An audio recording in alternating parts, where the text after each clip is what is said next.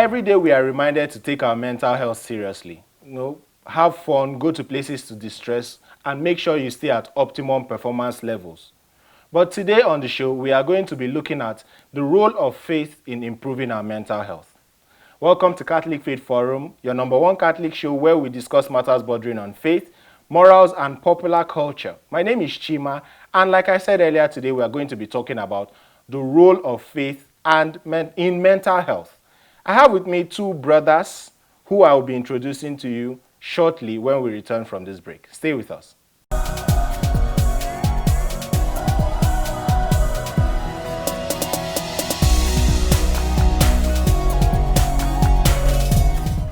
Welcome back to Catholic Faith Forum. Today we are talking about the role of faith in improving mental health. I have with me two brothers from the editorial team of The Truth magazine, published by the Dominican Order of the province of Nigeria and Ghana.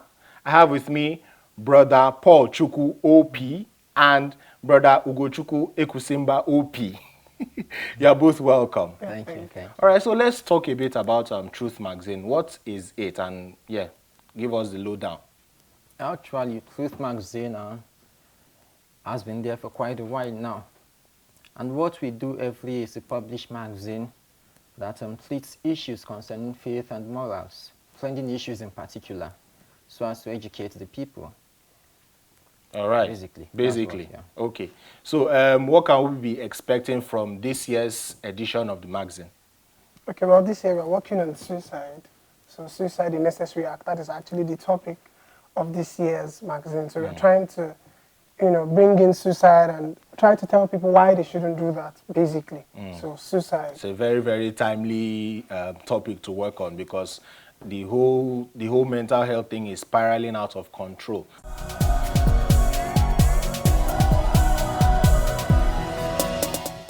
Yes.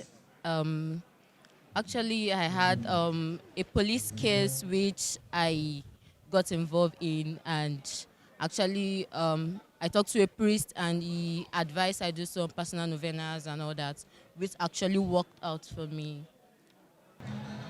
The only thing that can get you out of anything at all in the world is prayer. So it's not just about mental state, it's about everything, every phase of your life, every moment of your life. And then when you want to bring it down to mental situations and all of that, you need to actually even, first of all, talk to God for you to have some kind of sense of direction, sense of peace within yourself. And then once you can have peace within yourself, then believe me, every other mental, psychological, this thing gradually starts to fade away. Because first of all, you have given yourself up totally to God, who solves everything. Okay, actually it has.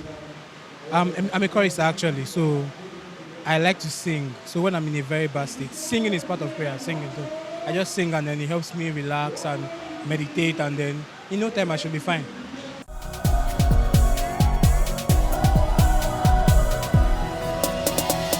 So let's talk about mental health. What is it and what does it mean to take care of it? Brother Ugo. Okay, so mental health involves basically our social well-being, emotional well-being, and psychological well-being. Because when we talk about mental health, just the way we have our physical health, mental health is like the thing that goes on in the head. So when talking about mental health, we are talking about how we relate with people, how we speak, how we behave, how we act. So the conglomeration of all these things play a role in our mental health. So to take care of them is also very important. Just the way they'll say, you don't want mosquitoes to bite you, you have to wear a net. So mental health, you don't want to go the other way, you need to also take care of So there should be a mental net to protect your... Well, yeah, we can put it that way. Okay, so do you have anything to add to it, Yeah, simply put, mental health is basically the absence of mental disease. And this covers our emotional, behavioral, and cognitive aspects of our lives towards actualizing our optimum good as individuals. Wow. Okay, so what can happen if it's not taken care of? Like you mentioned that if you don't want mosquitoes to bite you, use a net. If mosquitoes bite you, you have malaria. So what can happen if you don't take care of your mental health?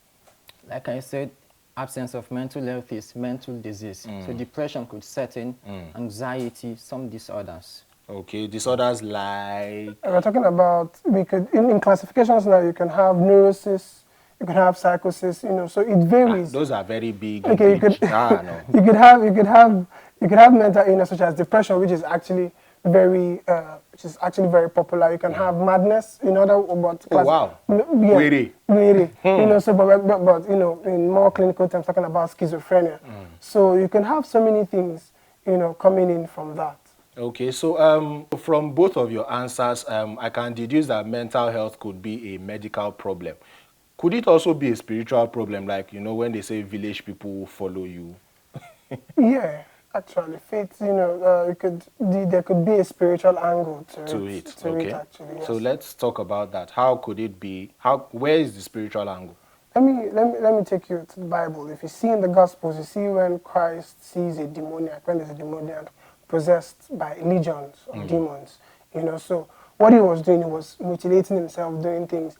If a person does that now, you will understand that this person is crazy. There's a problem with this person. So in this context too, there could be a spiritual dimension to what a person is going through, not just psychologically, but the spiritual direction. Okay, Bro Paul, do you have any? Yeah, when we talk about the spiritual aspect, we are looking at demonic possession. And this has to deal with the spiritual aspect of our life. Man is a composite being of spirit and body. Yeah. So whatever happens in the spirit also affects the body. The body. So when one is spiritually affected, the physical is affected negatively. So does it mean that if we don't take care of our bodies, we could actually make it both a spiritual and a medical problem at the same time? It's possible. Yeah, Jesus says in the gospel that when a demon leaves a person, it goes away looking for some host to take charge of. And when it doesn't find one, it comes back. When it finds a dirty environment, it takes over. And this is what we see in our life. Cleanliness, they say, is next to godliness. A place that is not clean becomes a breeding ground for the demons to operate. So that means once a person deals with the spiritual side, they should also make sure that they take care of the physical aspect so that they won't put themselves up to further risk of suffering mental problems. Interesting. All right, so that means religion and faith can play a role in it, yes? Yes. All right, so how can this happen, Braugo? Okay, well, how religion and faith can, just the way our beliefs are, so with the way the mental health and everything goes, with religion it could help us to, counter these things and help us, solve the problem. So when there is a demonic possession, which is why the church has its own prayer of exorcism, it has exorcists. So when these things happen, prayers and all these things can help to alleviate these things. So religion does play a huge role in it. But do you know, these days there are a lot of wrong doctrines, wrong dogmas flying around. So is it not a bit dangerous to rely on religion in solving mental issues? For example, at the beginning you mentioned schizophrenia, which is purely medical, which could be treated by medical expertise. And then maybe someone who has schizophrenia is now taken by panicking family members to a supposed exorcist to pray away the devil, when it could just be a little bit of therapy. So is it not a bit dangerous to rely on religion alone? Yeah, Pope John Paul II in his encyclical Fides et Ratio tells us that faith and reason are not, they're not opposed to each other, so they go together. Even if you want to bring that person with that mental illness to the church, a priest would also want to ask you, have you taken him to the psychiatrist? Have you taken him to the hospital? Because most times, this may not be spiritual. It may be purely medical, and the hospital is better equipped to handle it. So what the priest would do would be to offer masses, visit this person, listen to this person, and, help the way he can. Okay, so why is it now that we've seen that it can come from both angles, why is there a divide? Why do you think the medical experts, the psychiatrists, the psychologists, why don't they recommend faith-based therapy more for mental illnesses, Paul? Actually, it depends on the individual in person now. There are some therapists who are religiously minded. They would then recommend faith and based therapy to heal such persons. I think in the US, we have that. Okay. People who are mentally challenged are encouraged to do community service. This could help alleviate the situation. And those are faith-based therapies. Exactly. Okay, so Yeah. are there under any other maybe faith-based therapies that could help? Prayer, of course. They could be encouraged to say prayers, especially the rosary. The rosary is a prayer that gets us in a contemplative mood. When you begin to say the rosary, for instance, now, your heart is focused, your mind is relaxed. And one thing about depression doesn't arise from a relaxed mind. It comes from a troubled mind. A mind that is stressed, troubled with all the worries of life and Exactly, everything. yeah. Okay, wonderful. So, are there any particular advantages of religion and faith over medical solutions in mental health problems? Well, framing the question that we won't say there is or there is not any advantage, because that would say that one supersedes the other. And, stemming from what Pope St. John Paul II was trying to advocate for, both should be seen, as not opposite each other, as not opposing themselves, but as two wings in which a bird could fly. So, where reason ends, Faith takes over. faith takes over. So when a person feels hopeless and helpless, at some point it may not be drugs that could help that person to get the hope. It You need may to be pray. bringing in that spiritual dimension that would help that person, get that hope he needs. All right, so what kinds of prayers can people adopt? You mentioned the rosary already. Are there any other kinds of prayers that people can adopt in mental health issues? But first, should we get like a diagnosis? Is there a way to diagnose it spiritually, before we go into any kinds of prayers that can be helped? A priest, most times acts also as a counselor. So when he sees that this is a spiritual problem, he knows what to do. If he can't handle it, he would refer it to another priest. But a validly ordained priest should be able to say prayers to help this person. But aside that, when a person feels troubled or weighed down, the church has endowed us with sacraments that will help, especially the sacrament of reconciliation. So that which is one step, a step further to God. And daily attendance of mass. I find the adoration of the Blessed Sacrament very important, because at that point you are within yourself trying to listen to God, where everything is calm, and you and the Blessed Sacrament, you and God, discussing and talking, not as two people far away, but as people close to each other. Wonderful. All right, so what kinds of prayers can I, for example, maybe I'm just going through a stressed time in my life and I don't want it to devolve into any issues. So what kinds of prayers can I say to keep my spirit up? Yeah, aside prayers, music, they say, is a food for the soul. When you listen to good Christian music, this could elevate you. This could help reduce some worry and anxiety. So aside the rosary, which puts us in a contemplative mood, we look at listening to good Christian music, reading good books, and then discussing it with people. Open up. I like that you mentioned music. I find it very soothing, especially for me, listening to the song version of the Divine Mercy Chaplet. It's very, very peaceful and it's very, very therapeutic for me. So I like the fact that you mentioned music. And unfortunately, that's all we can take on today's episode of the show. I would have loved to continue, but we are out of time. But we can talk about it later backstage. All right, so before we go, though, we're going to go over to the Know Your Faith team for today's episode of the series. Enjoy. Welcome to Know Your Faith series. I am Collins, and today we'll be discussing what the church says about fornication and adultery. Now, the sixth commandment clearly says, "Thou shalt not commit adultery." But anyone who looks lustfully has already committed adultery.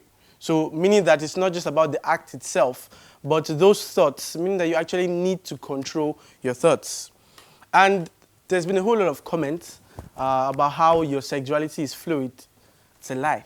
Because the Catechism of the Catholic Church in paragraph 2332 says that sexuality affects all aspects of the human person in unity with his body and soul.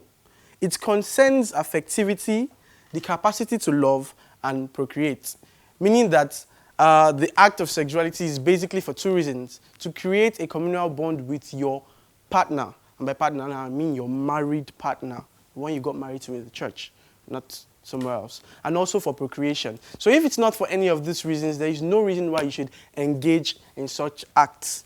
Now, because the sixth commandment talks about thou shalt not commit adultery, a lot of people have assumed that fornication is not a sin. That's a lie, because the Catechism of the Catholic Church in paragraph 2353 condemns fornication, stating that it is gravely contrary to the dignity of persons and of human sexuality. We'll take a look at Sodom and Gomorrah in the Bible.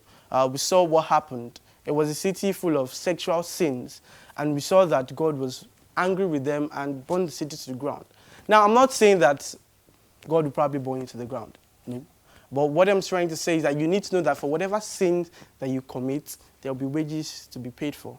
Yes, Christ has died for us and paid all our wages, but nonetheless, you should still be mindful of your thoughts and things that you do. So whatever sin that you commit actually does have a wage to be paid. Other sexual sins like being involved in gay relationships, masturbations, and so many other sins. Now, if you've been dwelling in these acts before now, it's not a problem. You just need to say a prayer, see your priest. There is a common song which I really like the lyrics. It says, and I think if you meditate a lot on it, it helps a lot. Into my heart, come into my heart, Lord Jesus. It's basically you asking that Christ comes into your heart so that you can be able to be like him and also act like him. Like I said, regular confessions is very, very, very important. At previous episodes, we've talked about why it is important to go for regular confessions. So that's it for today, guys. Please, even if you've been dwelling in such acts, restrain from them. When a thought comes, pray.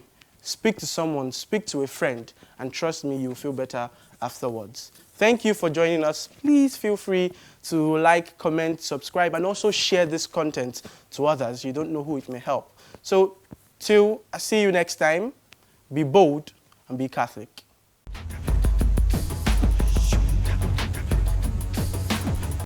Thank you for staying with us. That was Know Your Faith, and I'm sure you have been educated on one article of the faith.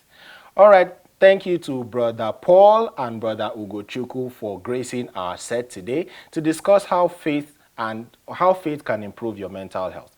I hope you've learned a lot, and if you have, you can tell us via our social media platforms at CFF on TV. If you also have any experiences you want to share, our handle is at CFF on TV for you to share those experiences.